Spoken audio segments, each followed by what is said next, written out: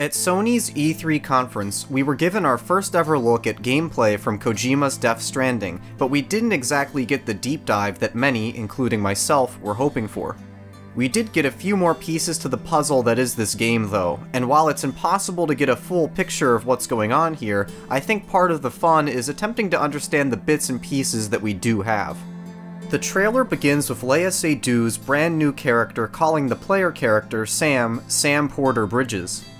Sam Porter Bridges. Notably, the PlayStation description for the trailer also calls him Sam Bridges, confirming that this is officially his full name. Bridges is probably not his real last name though. We've seen plenty of characters sporting Bridges gear, and we know that it's some kind of government organization. This tells me that he's suffering from memory loss. What likely happens here is similar to how Finn gets his name in Star Wars 7, or God forbid, how Han Solo got his last name in the Solo movie. Leia probably asks him what his name is, and he just says Sam, which leads to some dialogue about how he doesn't know his real last name, so she decides to just call him by the names written on his suit, which are Porter, his job designation, and Bridges, the organization he works for, hence the name Sam Porter Bridges, or just Sam Bridges. The next line of dialogue is, Tears. A chiral allergy. So, you have dooms, like me? I'm using the subtitles from the official PlayStation upload of the trailer, and they have dooms in all caps, which leads me to believe it's an in-universe acronym, so who knows what it means. I will take a stab at the chiral allergies and tears, though. Even without knowing what chiral means, it's pretty easy to identify this chiral allergy as the sort of rash that Sam gets in this trailer before the handprint monster shows up. And then the tears are something that's already been shown in the previous trailer. That seems to happen either after the monster leaves, when the 5 Watchers appear, or those two events are connected and it's in reaction to both. Much later in the trailer, the first man that talks to Sam over the radio says that the Chiralium density is still increasing. And when Sam goes outside, he's confronted by these otherworldly, death-stranded beings. After some quick Google scholarship, I learned that chirality is a rather basic chemistry concept that describes mirrored molecules and ions. For a molecule or ion to be chiral, it cannot be superimposed over its non-chiral counterpart. For example, your left and right hands are chiral objects since they're mirror images of one another, but they can't be laid on top of one another.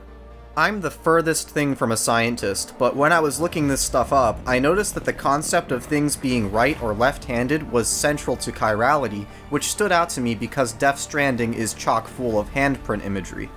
If we know that these beings and their world are chiral in nature, it suggests that they have to be the mirrored form of something that cannot be superimposed. If that's the case, I don't think these beings are coming from a 4th dimension or an alien alternate dimension, but rather a mirrored version of our world, a sort of mirror dimension or chiral reality. Something that was always there, but due to some cataclysmic event, the barrier between these two realities was blurred. Now, if this concept is taken more metaphorically when it comes to connection, which Kojima has mentioned as being the central theme of the game, this mirror reality and these chiral beings, who may very well be related to humans, could represent something humanity has lost a connection with, or a future that it needs to establish a connection to. So far, we've only seen the chiral reality interact with normal reality and not the other way around. Maybe these chiral beings are more benevolent than they seem, and it's the normal world and humanity that has done something wrong. Whatever deeper meaning this term has and its relation to the handprints may be, I'd say that this is going to be the most important concept in Death Stranding's narrative. Expect to hear every possible variation of the word chiral many, many times. Moving on to Leia's character herself, she works for Fragile Express, which I would guess is a privatized delivery service in contrast to Sam's Bridges, which appears to be a US government service. Additionally, the photo of what I would assume to be Sam with his family has what looks like the top of a US flag in the background, and reminds me of the ceremonies for swearing in of congressmen or award presentations for servicemen, indicating that Sam has a prior history with this world's US government before the Death Stranding occurred, and this perhaps explains his current affiliation with Bridges. This whole scene with Leia's character in the cave might be the earliest footage we've seen yet. At the very least, it has to take place before trailer 3, as Sam seems to be less experienced than he is in that trailer. When he reaches his hand out to grab the photo, he gets a drop of time fall on his hand, which leaves a permanent mark on it. Then, when the handprint monster comes, he follows Leia's lead, covers his mouth, and stops breathing. Something that he tells the other Bridges members to do in trailer 3. Shut up. Don't even breathe.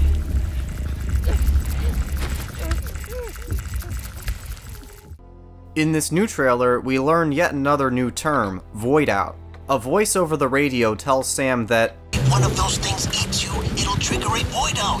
You'll come back, sure, but the surrounding area will still be a crater.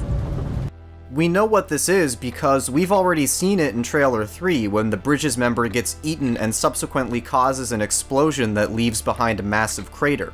By the way, is that voice Guillermo del Toro's character? It sounds slightly higher pitched than he does in interviews, but it could just be effects layered over his voice to make it sound like it's coming over the radio.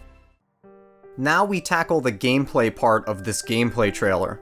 So is this game a walking simulator? I strongly believe that it's not.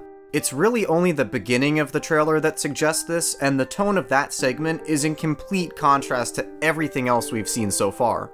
I've come to this conclusion for a few reasons. Firstly, I think that Death Stranding has a connection to PT and the cancelled Silent Hills. Just on the surface level, both Death Stranding and Silent Hills share Norman Reedus and Guillermo del Toro, and considering how quickly Death Stranding came into existence after Kojima's departure from Konami, it's not a stretch to think that Kojima is using ideas and themes that were previously meant for that project on this one. But digging deeper, moments in PT such as the bizarre umbilical cord dialogue, Swedish radio, and the crying, talking sync fetus are, for me, clear evidence that Death Stranding is merely an unshackled spiritual successor to the cancelled Silent Hills project. After killing his family, the father hung himself with a garden hose they had in the garage. If that's the case, and Death Stranding is an extension of what was going to be a Silent Hill game, then yes, the game will indeed feature a lot of walking and ambience, but I wouldn't exactly call the Silent Hill games walking simulators. In contrast to something like Gone Home or Firewatch, Silent Hill games have tons of puzzles and combat. Very clunky combat, but combat nonetheless. Additionally, we have confirmation from the man himself that Death Stranding will feature combat to some degree. Kojima likes to use this stick and rope metaphor to say that games are currently a stick. What he's saying is that the current limit of our interaction in games is through weapons and combat, destructive, primitive behavior like the monkeys from the opening of 2001: A Space Odyssey.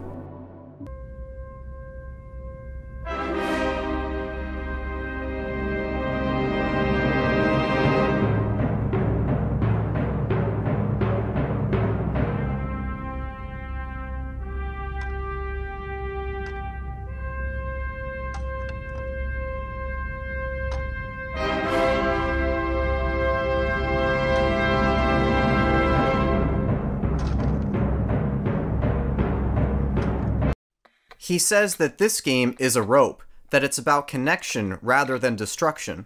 This is a profoundly bold claim on his part. He's essentially saying that whatever he's concocted for this project is the next stage in the evolution of video games, that he's found the genre that comes after the modern action game. If we're to take him at his word, then there's no way the game could just be a third-person walking game. If that were the case, it would simply be a third-person action game with the action removed, subtracting from the established rather than adding to it. But even when he talks as metaphorically as this, he's always made sure to say that the player will still be able to use sticks as well, and as we've seen in the trailer, a futuristic gun is held by the player character.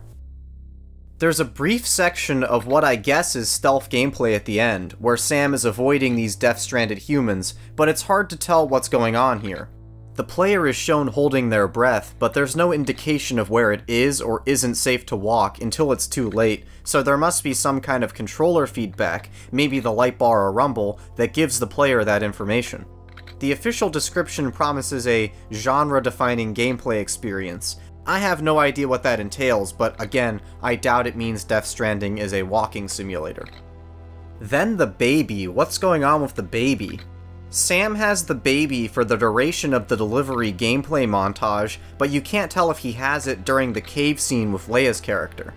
That must be intentional, because if I knew for sure that he didn't have it during the cave scene, I could say with more certainty that the cave scene is the earliest part of the game we've seen so far, Trailer 3 is where he first gets the baby, and then the scene towards the end of Trailer 4 where he's talking over the radio and the delivery montage take place far after that.